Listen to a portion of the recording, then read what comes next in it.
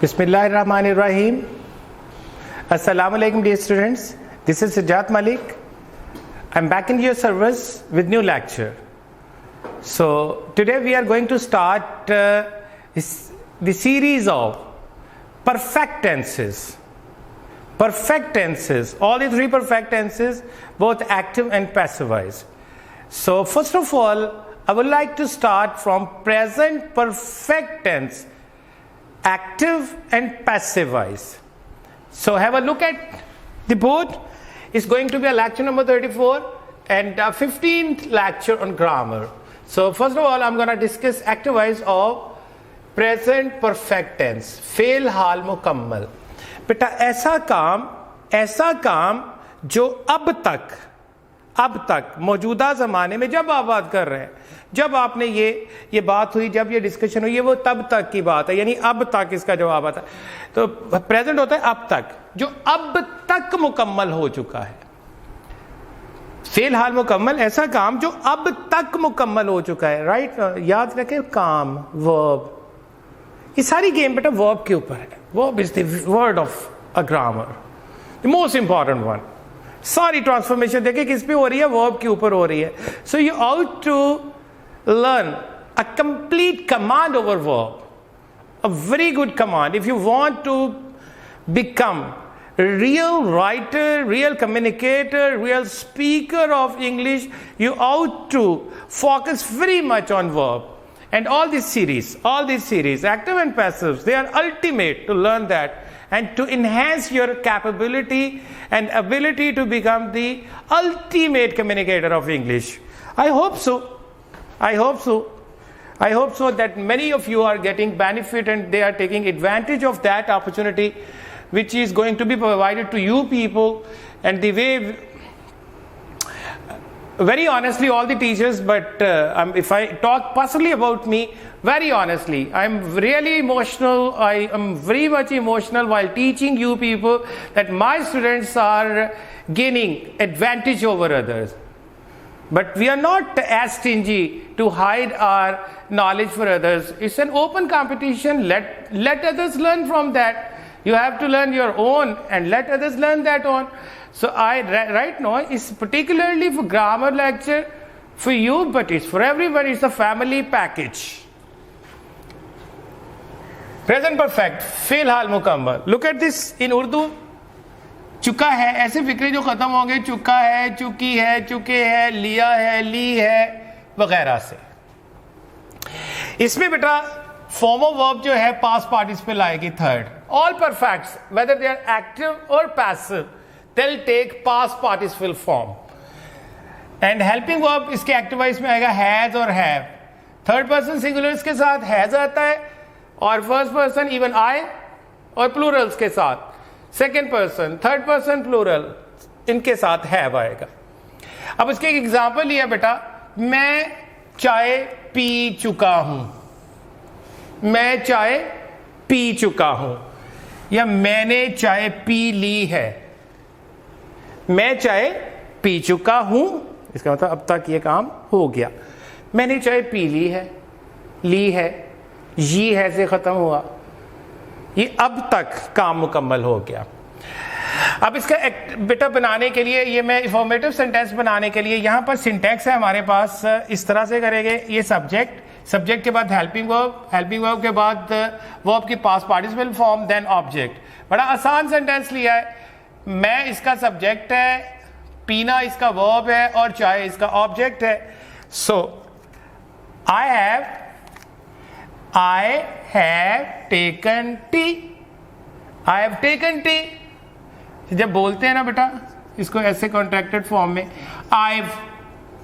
इसको ऐसे बोलेंगे आप, I've taken tea, I've taken tea, I've taken tea. Follow me and have a practice of that. वो अपना सबक सुना चुकी है. Negative sentence. वो अपना, sorry, again assertive. One more example of assertive sentence. वो अपना सबक सुना चुकी है. तो देखें बेटा इसमें सिंटैक्स क्या आया, सब्जेक्ट, हेल्पिंग वर्ब, verb,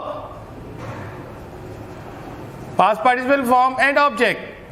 वो अपना सबक सुना चुकी है. She has told her lesson. She has told her lesson. अब नेगेटिव पे आते हैं. वो अभी तक खाना नहीं खा चुके हैं. वो अभी तक खाना नहीं खा चुके हैं. Look at this.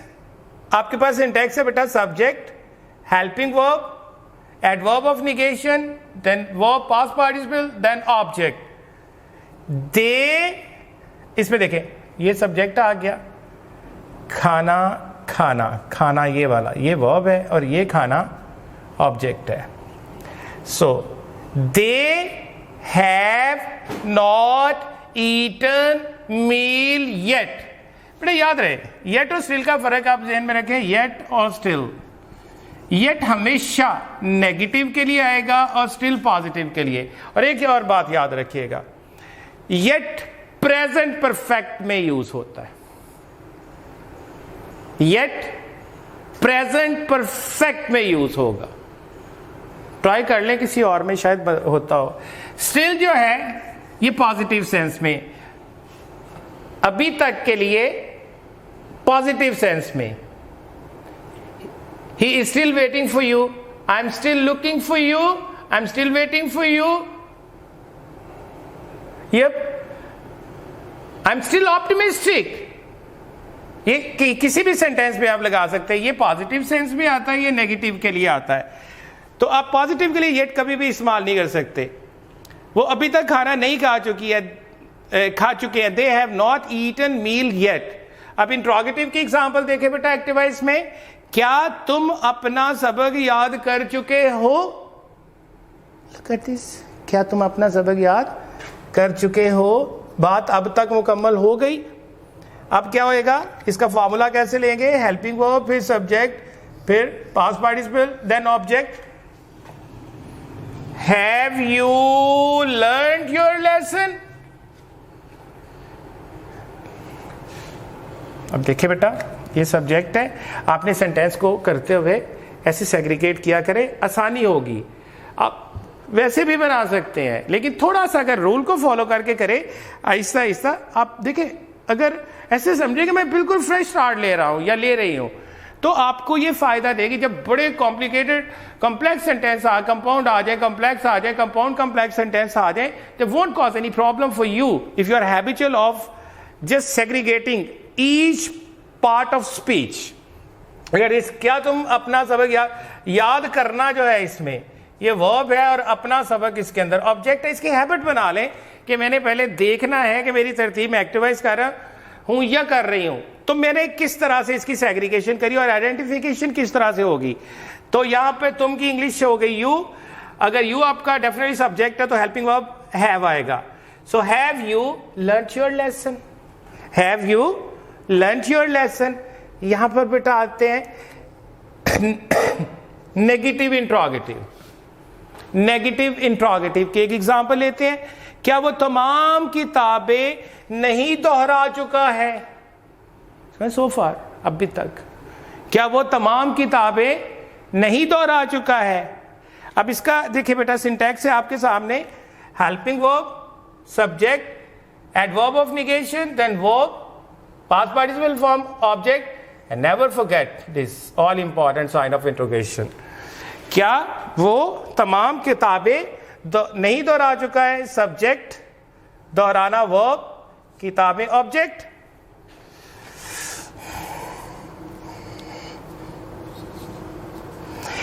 Has he not revised all the books? Has he not revised all the books? अब यहां पर इंट्रोगेटिव प्रोनाउन की एक एक्टिवाइज में एग्जांपल लेता हूं. Excuse me. No, it's not that. It's not as serious a fear of like COVID-19. So it's just a slight, itching in my throat right now, having a little sore throat. and some itching, I'm feeling irritation. After this I'll take some sips of water, then it will be clear. So let me clear my throat first. उसने तुम्हारी बेइज्जती क्यों की है? उसने तुम्हारी बेइज्जती क्यों की है? ये इंट्रोगेटिव प्रोनाउन आ गया. अब आपके पास देखिए सिंटैक्स आ गया. पहले इंट्रोगेटिव प्रोनाउन लगाएंगे, फिर हेल्पिंग वर्ब इज सब्जेक्ट, फिर verb past participle and object. अब ये हो गया आपका सब्जेक्ट, बेइज्जती करना, ये वर्ब और तुम्हारी ये ऑब्जेक्ट. तो इसका बेटा ये देखिए, interrogative pronoun, helping verb, subject, then this formula. Why has she insulted you? Why has she insulted you? शायद कुछ आपने किया हो, इस वजह से हुई हो, और बाज़-औक़ात हो सकता है आपने कुछ ना किया हो तो तब भी हो गई हो. बहरहाल शी से इंसल्ट हो जाती है. Why has she insulted you? अब यहां पर बेटा देखिए, ये हमारी एक्टिव वॉइस की सीरीज मुकम्मल होती है. अब हम पैसिव्स में जाते हैं. अब पैसिव वॉइस में बेटा प्रेजेंट परफेक्ट को लेंगे. You will find some interesting examples over there and I hope so कि आप इसको करते हुए आप एक्सरसाइज को इग्नोर नहीं करेंगे. इसमें बेटा form of verb, past participle, helping verb इसमें हैज बीन और हैव बीन आएंगे. अब यहां पर मैंने एज पर ट्रेडिशन कन्वेंशनली जैसे हम करते आ रहे हैं, एक मैं एक्टिव वॉइस का सेंटेंस लेता हूं उसी से ही. तो यहां पर मैंने पास्ट परफेक्ट, प्रेजेंट परफेक्ट का एक एक्टिव वॉइस का सेंटेंस लिया है. She has cooked meal. इसमें शी सब्जेक्ट हो गया, कुक वर्ब हो गया, ऑब्जेक्ट ओ हो गया. सो अब इसकी ट्रांसफॉर्मेशन, सब्जेक्ट ऑब्जेक्ट की जगह पर, ऑब्जेक्ट सब्जेक्ट की जगह पर. So meal has been cooked by her. Meal has been cooked by her. अब यहां पर देखें बेटा, तमाम किताबें पढ़ाई जा चुकी है. मुझे उम्मीद है कि जो भी ये लेक्चर ले रहा होगा वो तसलसल में चल रहा होगा तो उसे समझ आएगी. फिर से मैं कि अगर फॉर एग्जांपल किसी ने पिछला लेक्चर नहीं लिया तो मैं अभी से उसको बता दूं कि बात तुझसे ये सवाल है कि ये भी चुका है या चुकी हूं, ये लिया है, ली है से है, ये भी उसी से है. हमें कैसे पता चलेगा पैसिव है? बेटा आपने इसमें आइडेंटिफाई करना है कि क्या डूअर है मौजूद, काम करने वाला है, किसी ने काम किया है, इसमें कोई सब्जेक्ट है. अगर सब्जेक्ट है और वो ऑब्जेक्ट की प्लेस पे चला गया तो उसका नाम सब्जेक्ट नहीं रहेगा.